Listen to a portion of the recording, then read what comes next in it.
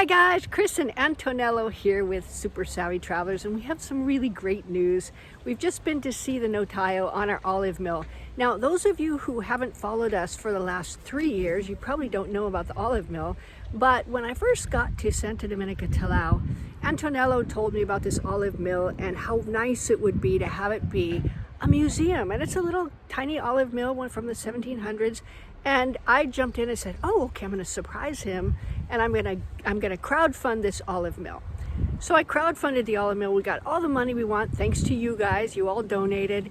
And we got the money also to renovate it. But what I didn't know is, as a foreigner, I'm not allowed to give money or property to the comune.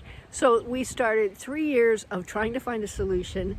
We finally did. We set up a nonprofit called the International Community of Santa Domenica Talao, and we were able to today finally finalize the act and get the olive mill into our possession, get the keys, and now Antonello can start on the project. So I want to thank you guys for your donations, your support, and your patience.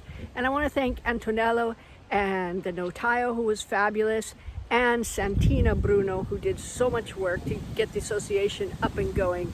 We are ready to get started. We cannot wait. Thanks, guys.